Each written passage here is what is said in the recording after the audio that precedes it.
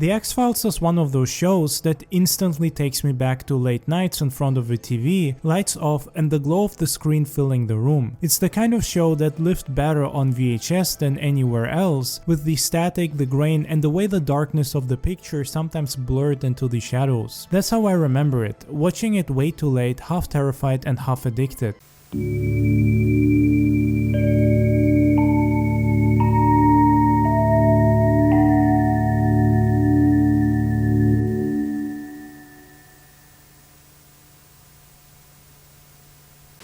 Of the X-Files. Agent Mulder, what are his thoughts? Agent Mulder believes we are not alone. The X-Files, a new dramatic series premiering Friday, September 10th on Fox. What always worked about the X-Files, at least for me, was how it balanced mystery with mood. Every episode carried this heavy atmosphere, like the world wasn't quite safe anymore, and that there was something hiding in the shadows or even in plain sight, but you couldn't quite put your finger on what it was, only a strange feeling that something wasn't right.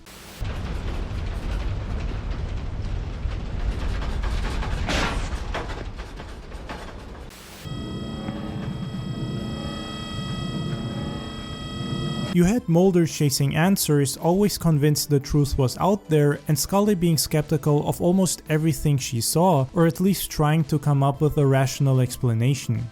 Well, it's obviously not a vampire. Well, why not? Because they don't exist? From a dry skin sample, you're concluding what? That he's some kind of a fat-sucking vampire? You don't honestly believe this is some kind of an extraterrestrial? Mulder, you're not suggesting that he is himself a devil, are you? I'm not suggesting anything. I think the facts speak for themselves. Well, you're crazy for believing what you believe, and you're crazy for not believing what he believes. That dynamic never got old, Mulder with his haunted obsession and Scully with her calm logic, and the two of them caught in the middle of something bigger than either of them could handle. It worked perfectly because we want to believe just as much as Mulder, and as a viewer we feel even more connected to him. He's charismatic and clearly a good guy.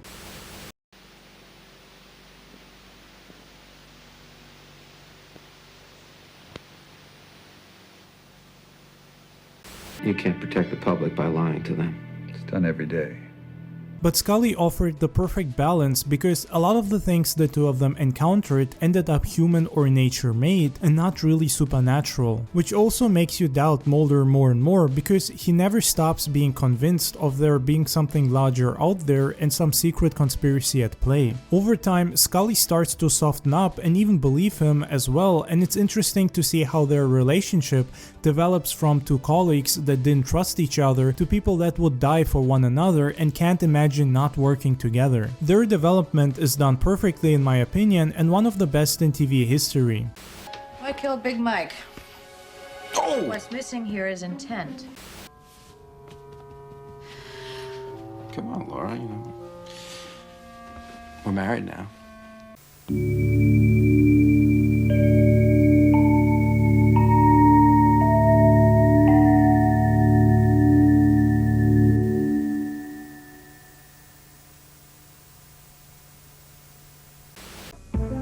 X-Files, now for sale on video. What I find fantastic is that there are answers beyond the realm of science. With secrets never before revealed by creator Chris Carter. Listen to me, Scully. This thing exists. Own the classic episodes selected for this exclusive video release. The X-Files, now on video. 2 uncut, digitally mastered files on each tape for $14.98 or less. Owning is believing. The show had a way of making ordinary places feel haunted. Empty suburban homes, forests drenched in fog, or dark basements lit by a single bulb. It turned everyday spaces into something threatening. That's the part that stuck with me the most. The atmosphere of the show was its biggest strength. The silence between conversations, the flashlight beam cutting through the dark, or the sound of an engine humming on a lonely back road.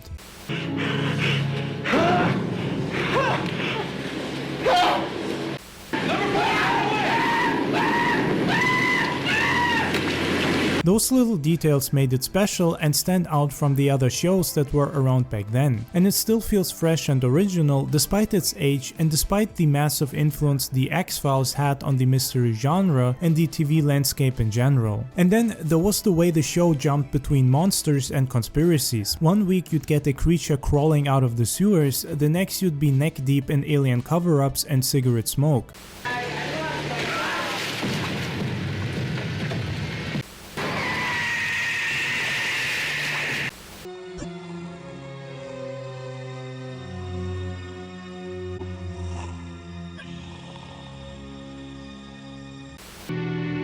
Cigarette break?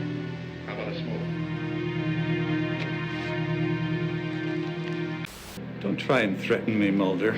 I've watched presidents die. It kept you guessing what would happen next or what was actually going on. The monsters of the week gave it that pulpy horror magazine edge, and the mythology episodes gave it the sense of doom that stretched across the whole series. Some of those conspiracy threads were messy, sure, but they gave the show a larger world to get lost in.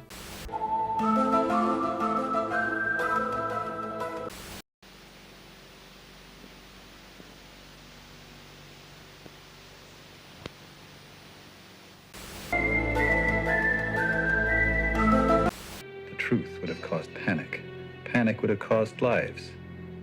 We controlled the disease by controlling the information. The X-Files also captured that mix of fear and comfort that only certain shows can. Watching it alone at night felt dangerous, like you were seeing something you weren't supposed to, but it was also strangely cozy, similar to Twin Peaks.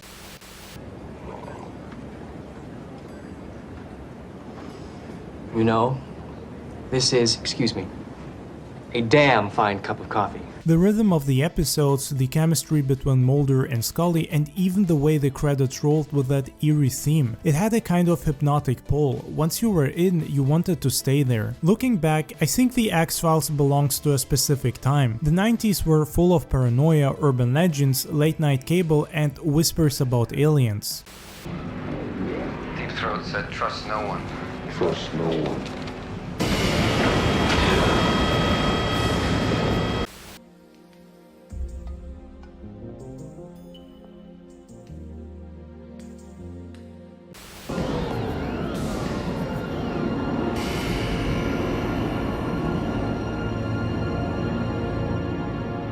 The internet wasn't yet what it is now, so rumors spread in stranger ways, and the show fed into that. It felt like it belonged to the age of grainy VHS tapes and magazines full of UFO sightings. That's part of why it still works today. It's a time capsule, but it doesn't feel dated. It feels timeless in a way that all good urban legends do. And that's why it will always stay legendary, because the truth is out there and we all want to believe.